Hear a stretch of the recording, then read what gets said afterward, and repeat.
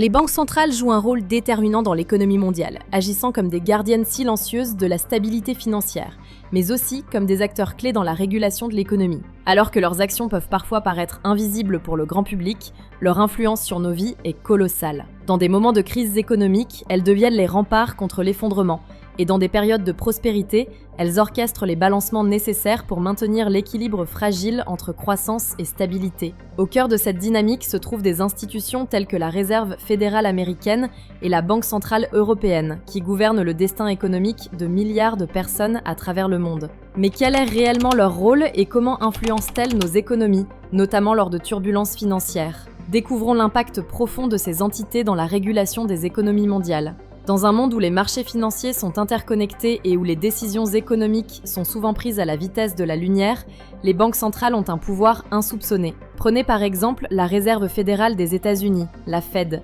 Lorsqu'elle prend une décision, qu'il s'agisse d'une hausse des taux d'intérêt ou d'une injection de liquidités dans l'économie, cela peut envoyer des vagues de répercussions à travers les marchés financiers mondiaux. De même, la BCE en Europe utilise son pouvoir pour diriger l'économie de la zone euro en ajustant les taux directeurs, en régulant les marchés monétaires et en influençant les politiques économiques des pays membres. La plupart des citoyens n'ont aucune idée de l'ampleur de ces actions, mais elles déterminent pourtant la direction dans laquelle nos économies évoluent. L'un des principaux rôles des banques centrales réside dans la régulation de la masse monétaire. En période de croissance économique, ces institutions ont la capacité de restreindre l'offre de monnaie afin d'éviter une surchauffe de l'économie qui pourrait entraîner une inflation galopante. L'inflation est l'un des ennemis jurés de la stabilité économique, car elle érode le pouvoir d'achat des consommateurs et peut déstabiliser des marchés entiers. A l'inverse, lorsqu'une économie est en récession, les banques centrales comme la Fed ou la BCE peuvent adopter une politique monétaire plus souple, en baissant les taux d'intérêt pour stimuler l'investissement, la consommation et par conséquent la croissance. En ajustant les taux d'intérêt, elles contrôlent le coût de l'emprunt, influençant ainsi les décisions économiques majeures telles que les achats de maisons, l'investissement des entreprises et même l'épargne des ménages. Cette manipulation de la masse monétaire est un outil extrêmement puissant pour assurer une croissance stable et maîtrisée. Mais l'influence des banques centrales ne s'arrête pas là. En période de crise économique, leur rôle devient encore plus crucial. Prenez l'exemple de la crise financière mondiale de 2008. Lorsque les marchés financiers mondiaux se sont effondrés sous le poids des mauvaises créances et de la faillite de banques géantes, la Fed a réagi en injectant des centaines de milliards de dollars dans l'économie. Ce n'était pas simplement une question de baisser les taux d'intérêt. Il s'agissait de rétablir la confiance dans le système bancaire, d'assurer la liquidité des marchés et de faire face à une panique systémique. En réponse à cette crise, la BCE a également pris des mesures extraordinaires en abaissant ses taux d'intérêt et en lançant des programmes de rachat d'actifs pour soutenir les banques européennes et maintenir la stabilité financière. Ces actions ont permis d'éviter un effondrement total du système bancaire mondial et ont, à terme, contribué à la reprise économique. Cependant, ces interventions ne sont pas sans conséquences.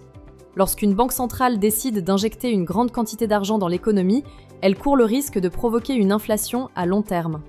Bien que la politique monétaire expansionniste puisse stimuler l'économie à court terme, elle peut aussi entraîner une dévaluation de la monnaie, réduisant ainsi sa valeur et augmentant le coût de la vie. L'équilibre est donc délicat.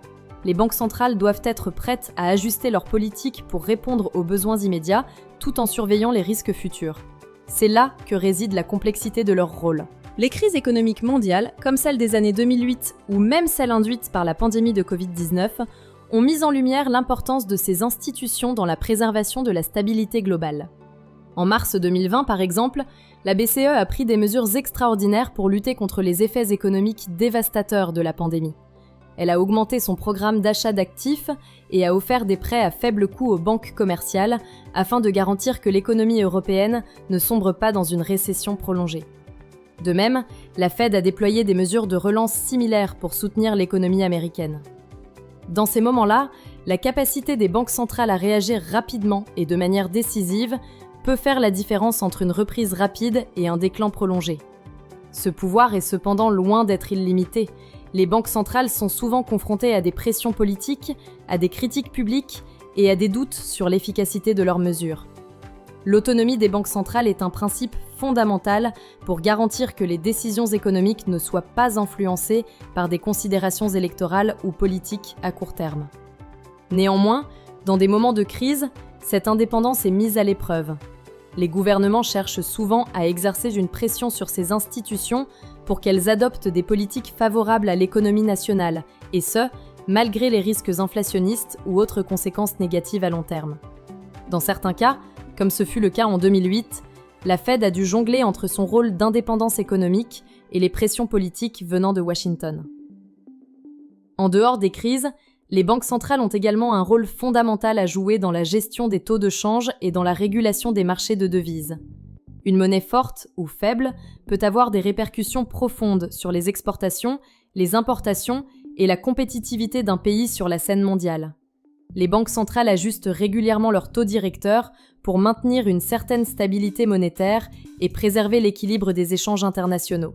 Une décision prise à New York ou à Francfort peut avoir des répercussions sur les prix du pétrole, les exportations de produits agricoles ou même les investissements internationaux. Alors que l'économie mondiale devient de plus en plus interdépendante, l'importance de ces institutions se fait ressentir à chaque coin du globe. Les décisions prises à la Fed ou à la BCE résonnent dans les marchés de Tokyo, Londres ou Shanghai. L'interconnexion des économies internationales implique que les actions d'une seule banque centrale peuvent créer des effets d'entraînement à l'échelle mondiale.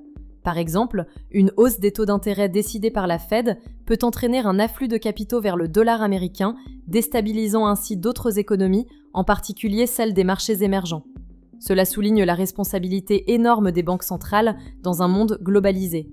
Leurs décisions, souvent prises à huis clos, influencent le coût de la vie des citoyens ordinaires, la stabilité financière des entreprises et la direction des économies nationales. Ces institutions, dont la mission est d'assurer la stabilité monétaire, ne sont pourtant pas exemptes de critiques. Alors qu'elles sont souvent perçues comme des sauveurs en temps de crise, elles sont aussi accusées de favoriser les grandes entreprises et les institutions financières au détriment des citoyens. Mais peu importe les critiques qu'elles subissent, leur rôle dans la régulation de l'économie mondiale reste irremplaçable. Si la vidéo d'aujourd'hui vous a plu, n'oubliez pas de vous abonner pour ne pas manquer nos prochaines vidéos.